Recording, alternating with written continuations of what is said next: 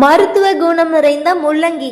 So காய்கறிகளில் நமக்கு பிடிக்காத ஒரு காய்கறிகளில் முள்ளங்கியும் ஒன்று. அந்த வாசனை பார்த்தாவே யாருக்கும் பிடிக்காது. ஆனால் முள்ளங்கி நம்மளுடைய உடலுக்கு ரொம்ப நல்லது. அது என்ன மாதிரியான நன்மைகளை செய்து எவ்வளோ பயன்படுத்தலாம், எந்த மாதிரி அதை சாப்பிட்லாம் அப்படின்னு சொல்லிட்டு இந்த ஒரு வீடியோவில் பார்த்து தெரிஞ்சுக்கலாமா? ஸோ இது போன்ற அற்புதமான தகவல்களை தெரிஞ்சுக்க மறக்காமல் சப்ஸ்கிரைப் பண்ணிக்கோங்க மக்களே. ஸோ பல்வேறு வைட்டமின்களும் தாதுக்களும் நிறைஞ்சுள்ள முள்ளங்கி ஆரோக்கியத்திற்கு நன்மை பயக்கக்கூடிய நிலத்தடி காய்கறிகளுள் ஒன்று. ஸோ முள்ளங்கி குறிப்பாக குடல் ஆரோக்கியத்திற்கு பார்த்திங்கன்னா மிகவும் சிறந்த காய்கறி.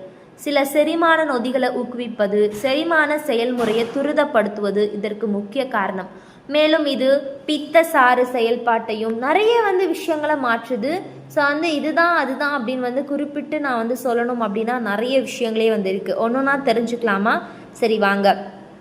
தினமும் ஒரு முள்ளங்கி சாப்பிட்டாலே போதும், அவ்வளோ நன்மைகள் நம்மளுடைய உடலுக்கு ஏற்படுமா? ஸோ உடல் ஆரோக்கியத்தை சிறப்பாக பேண இயற்கை காய்கறிகள் பழங்கள்லாம் நிறைய இருக்குது. ஆனால் அதை நம்ம ஒரு வாட்டி கூட எடுத்து பயன்படுத்தவே மாட்டோம். ஸோ இதில் என்ன இருக்க போகுது, அதில் என்ன இருக்க போகுது அப்படின்னு சொல்லிட்டே நம்ம இருந்துட்டோம்ல. ஸோ சிறந்த காய்கறிகளில் முள்ளங்கியும் ஒன்று. முள்ளங்கி சாப்பிட்றதுனால அவ்வளோ அற்புதங்கள் நம்மளுடைய உடலுக்கு ஏற்படும். ஸோ நிறைய பிரச்சனைகளை போக்குது. ஸோ அதில் முதல் விஷயம் என்ன சொல்கிறாங்க அப்படின்னா நீர் சத்து அதிகம் நிறைந்த காய்கறிகளில் முள்ளங்கி, வெள்ளரிக்காய் இதெல்லாம் ஒன்று தானங்க. ஸோ 100 கிராம் முள்ளங்கியில் உள்ள ஊட்டச்சத்துக்கள் என்னென்ன அப்படின்றது கண்டிப்பாக தெரிஞ்சுக்கணும். கலோரிகள் 16 கிலோகிராம், மொத்த கொழுப்பு நமக்கு 0.1 கிராம் தான். Sodium 39 milligram, potassium 233 milligram, carbohydrate 3.4 gram, நார் சத்து 1.4 கிராம், புரத சத்து, வைட்டமின் சி, கால்சியம், இரும்பு சத்து, மெக்னீஷியம் இந்த மாதிரியான எக்கச்சக்கமான எல்லா சத்துக்களும் முள்ளங்கியில் இருக்குங்க. ஸோ முள்ளங்கி அவற்றின் நிறம், வடிவம் மற்றும் அளவை பொறுத்து பல வகைகளில் உள்ளது. சில பொதுவான முள்ளங்கி வகைகள் என்ன அப்படின்றது நம்ம பார்ப்போம். சிவப்பு நிற முள்ளங்கியை பார்த்துருக்கீங்களா? இந்த வகை முள்ளங்கியில் தோல் சிவப்பு நிறத்திலும் அதன் சதை வெள்ளை நிறத்திலும் இருக்கும். இது பார்த்திங்கன்னா இனிப்பு அல்லது கார சுவையுடையதாக இருக்கும். டைகான் முள்ளங்கி ஜப்பான் மற்றும் சீனாவை பூர்வீகமாக கொண்ட இந்த ஒரு டைகான் வகை முள்ளங்கி ஆசிய உணவு வகைகளில் ஒரு சிறப்பான ஒரு முள்ளங்கி அப்படின்னு சொல்கிறாங்க. ஸோ என்னென்ன பிரச்சனைகளை போக்குது அப்படின்னா, முள்ளங்கியில் இருக்கக்கூடிய உயர்தர நார் சத்து செரிமான ஆரோக்கியத்தை மேம்படுத்த உதவுவதோடு மலச்சிக்கலை தவிர்க்கவும் உதவும். அதோடு முள்ளங்கி பார்த்திங்கன்னா இரைப்பை, குடல் ஆரோக்கியத்தை ஆதரிக்கவும் வயிற்று புண்களை ஆற்றும் கண்டிப்பாக பயன்படுது.